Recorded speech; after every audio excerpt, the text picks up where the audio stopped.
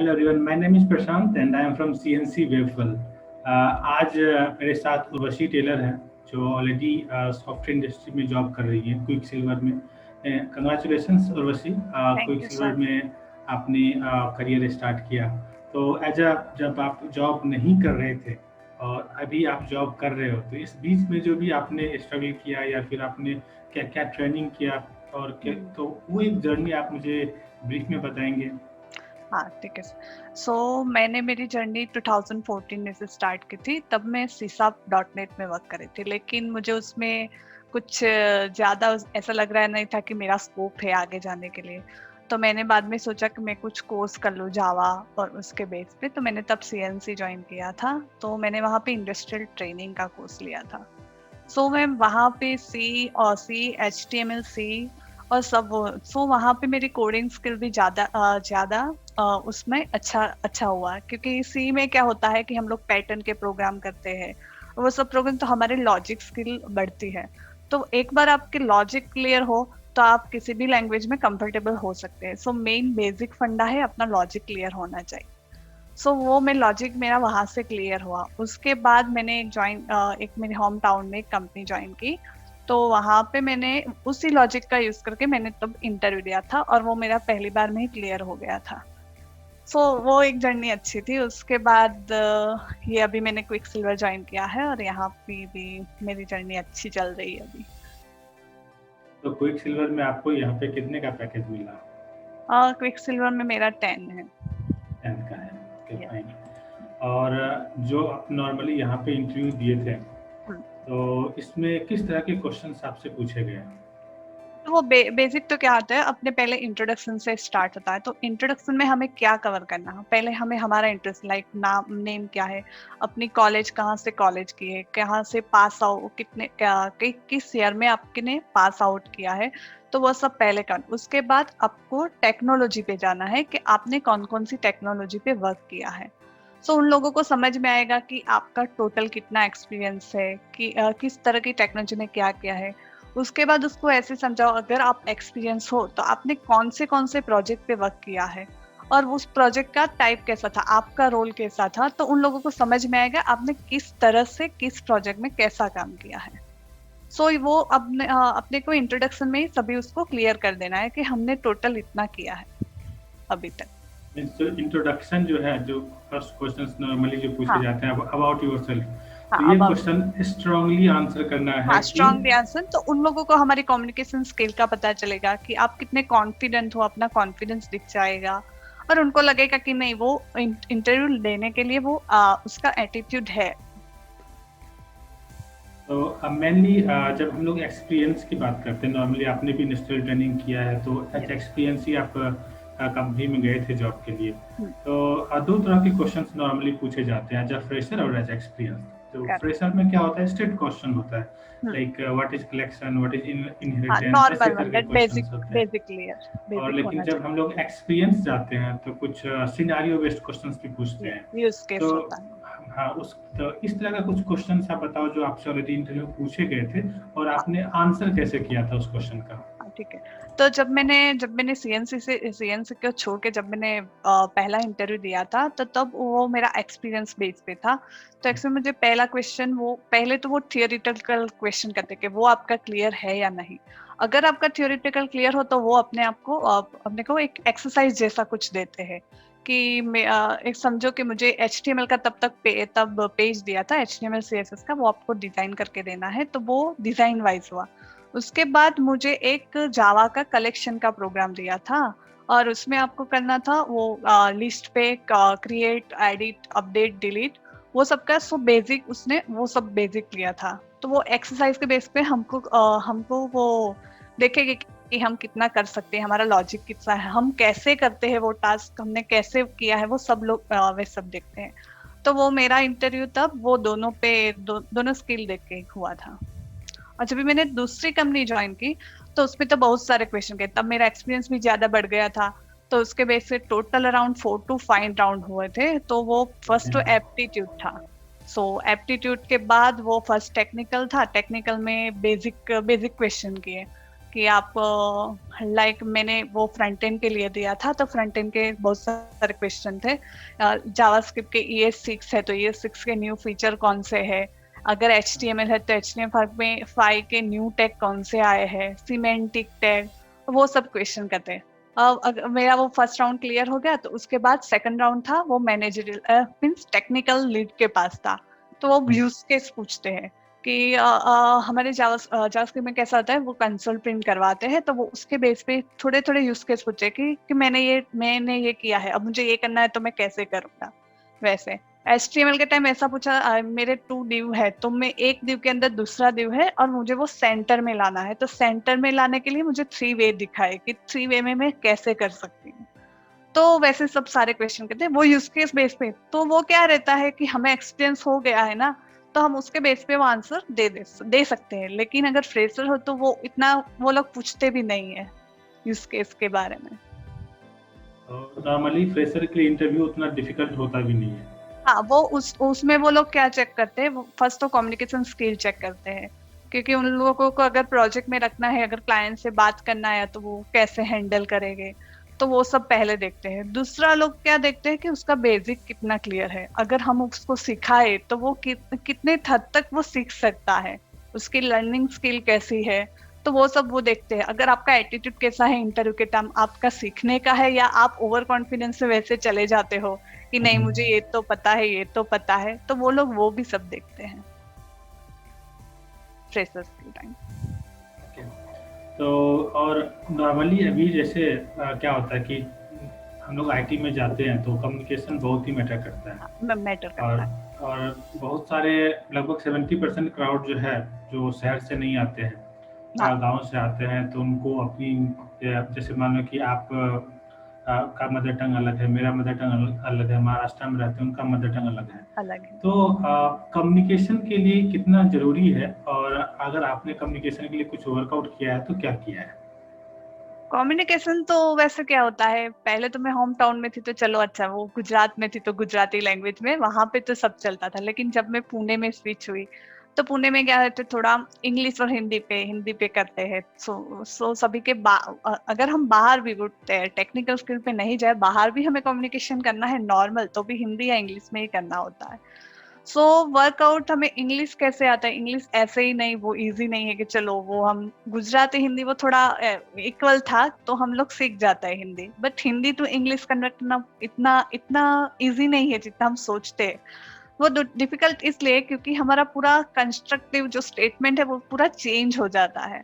तो पहले तो इंग्लिश के लिए हमें बेसिक और वो रूल्स होते हैं ना, बेसिक रूल्स हमें देखने पड़ते हैं कि क्या होता है, कौन सा मीन्स होता है, पास्ट टेंस बोलते हैं, वो प्रेजेंट टेंस बोलते हैं, वो सभी को एक बार देखना पड़ता है कि कुछ हम अगर क्लाइंट से बात करें तो कुछ उसका मीनिंग अलग ना हो जाए। हम अभी प्रेजेंट की बात करें लेकिन कुछ ऐसे बोला कि वो पास में समझ जाए तो पूरा वो डिस्कशन हमारा मतलब नहीं उसका।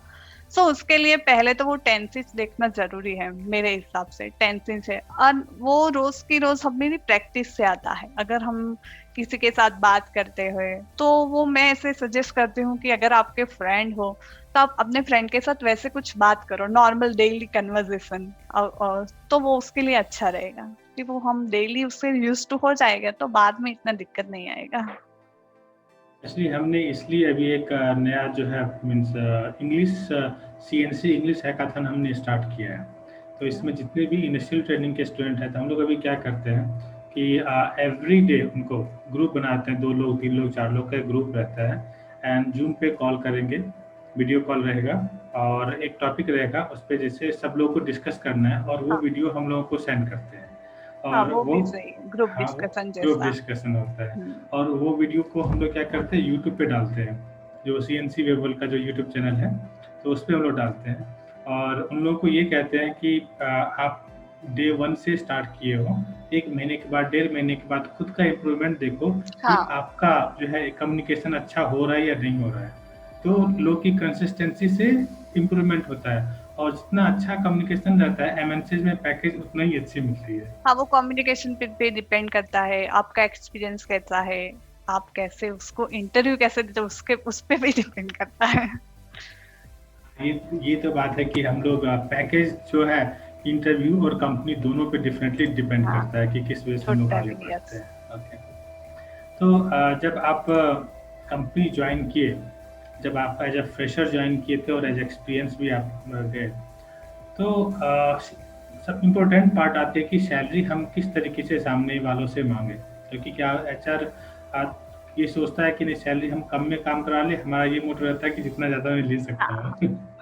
तो इस निगोशिएशन आपने किया था या नहीं किया था? ओ फ्रेशर्स के टाइम तो नहीं किया था, क्योंकि फ्रेशर्स में ऐसा कैसा होता है कि हम लोग सीखने सीखने पे ज्यादा ध्यान देना चाहिए उस टाइम मेरे हिसाब से।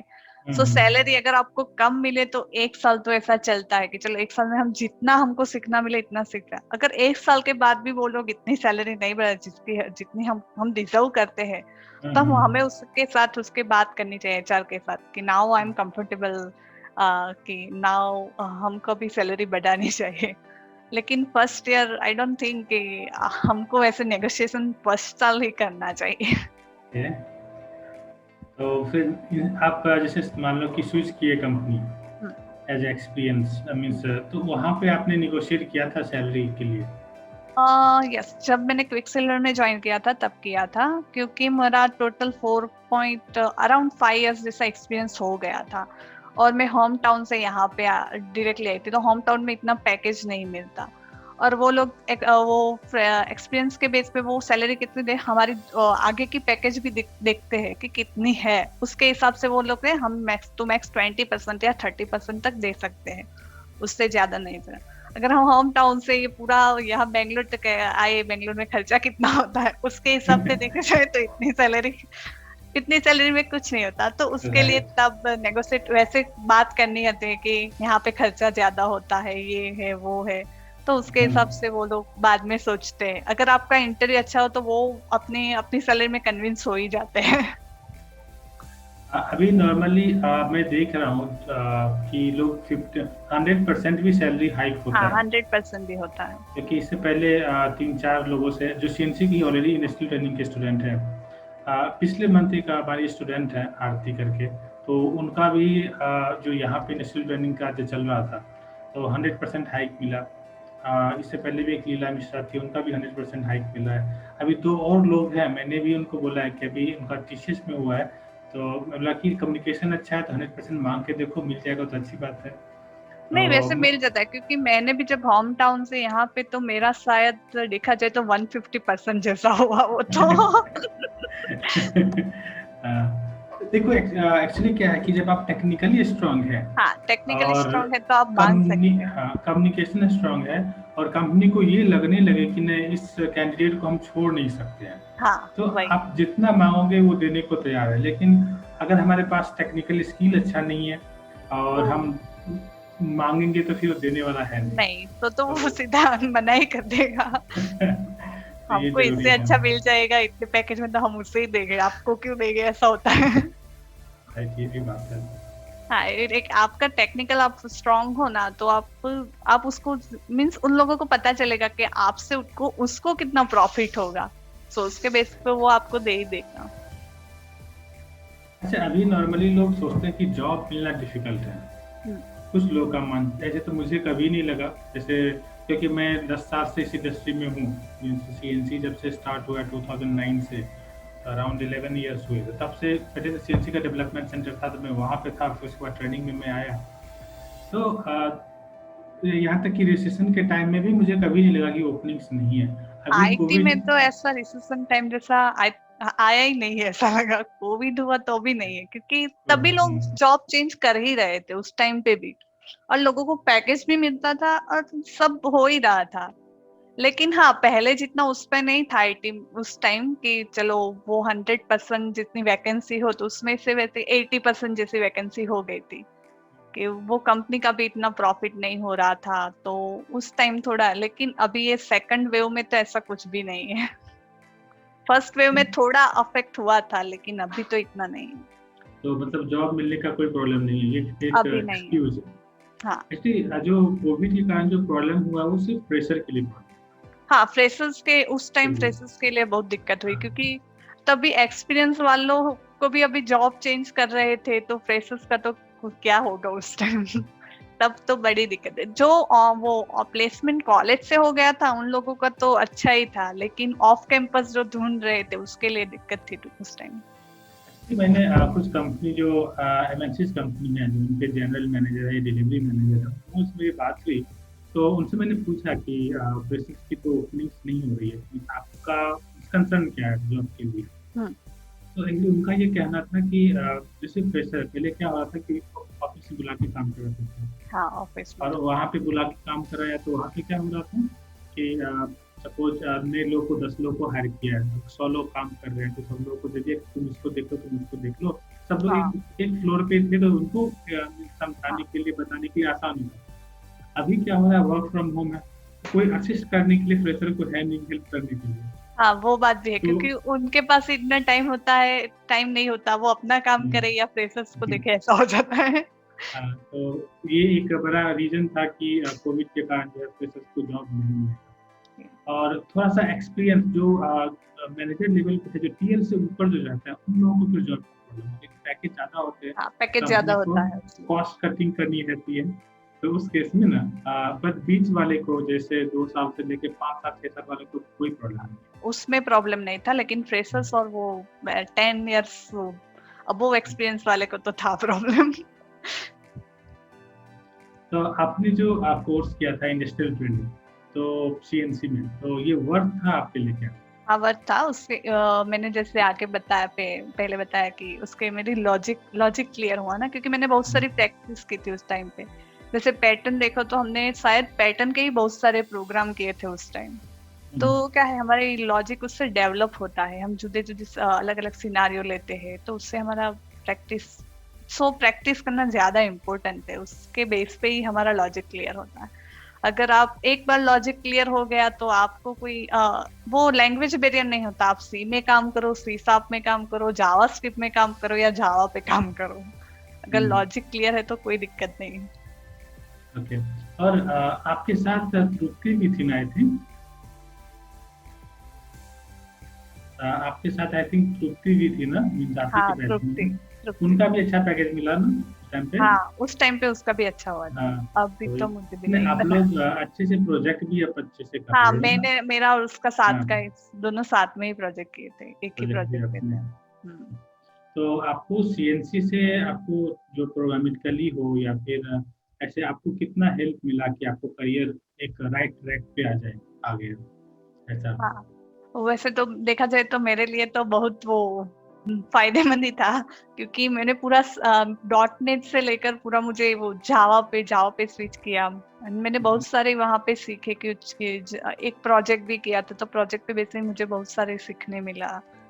तो पूरा वैसे क्या, उसके बेस पे मैंने जो इंटर दिया उसके बाद तो मेरा लॉजिक इतना वो साफ हो गया था उस टाइम कि चलो वो मुझे कुछ भी दे दो, मैं उसे कुछ भी करके दे सकती थी, क्योंकि मेरी प्रैक्टिस उस टाइम पता नहीं ज्यादा हो गई थी। नहीं, लेकिन आप लोग अच्छा हुआ। मुझे मुझे याद भी है, आप लोग सुबह 8-9 बजे हाँ, से स्टार्ट आ 8 जाते बजे थे। आते थे, 8 बजे। और हाँ, सुबह 8 बजे से लेके फिर आफ्टरनून तक आप लोग काम करते हाँ, थे। आफ्टरनून तो तक। और मैंने पहले जब प्रोजेक्ट के पहले थी तब तो मैं 5-6 बजे तक वहां ही बैठती थी। ये अब नॉर्मली क्या होता है, मैं बताता हूँ कि कुछ कुछ स्टूडेंट्स रहते हैं, उनको सिर्फ क्लास करने से मतलब रहता है, आया 2 घंटे क्लास के हो जाता है।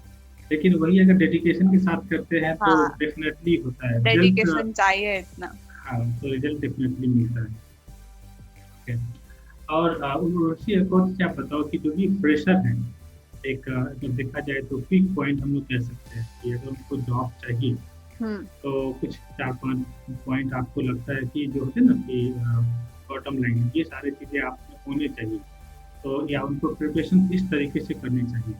तो कुछ इस तरह से आप बता सकते हो, जो कि जो नेक्स्ट जन, जो अभी सीएनसी के जो स्टूडेंट्स हैं, जो कि ट्रेनिंग दे रहे हैं, उनके लिए हेल्प हो जाएगा कि नहीं, मुझे ये चीज़, क्योंकि क्या है कि अब मैं तो अपने अकॉर्डिंग में गाइड करता हूँ कि चलो तुम ऐसे इंटरव्यू प्रिपरेशन करो, ये प्रोजेक्ट करो, ऐसा करो, ऐसा चीज़ बोलते हैं। लेकिन क्या होता है कि मैं घर की मुर्गी दाल बराबर होती है ना।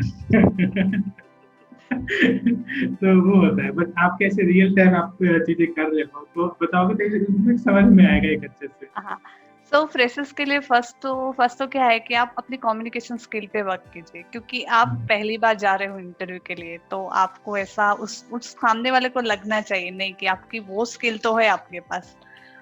सेकंड वो होता है कि आप अपना बेसिक क्लियर कीजिए कि अगर आप चलो समझो कि आप सी के लिए इंटरव्यू देने चाहे तो सी के बेसिक फंडा क्लियर रखा। अगर जावा के लिए तो जावा के कॉमन जो वे है तो वो सब क्लियर रखे, उप्स कॉन्सेप्ट है तो उसका उसका थोड़ा आपको नॉलेज है, वो डिटेल में नहीं पूछेगी आपको, क्योंकि फ्रेशर्स तो उसको भी पता है कि आपको उसके ऊपर काम ही नहीं किया, तो वो सब बेसिक ही क्वेश्चन, तो आप बेसिक एक बार क्लियर करके जाओ तो ऑल सेट।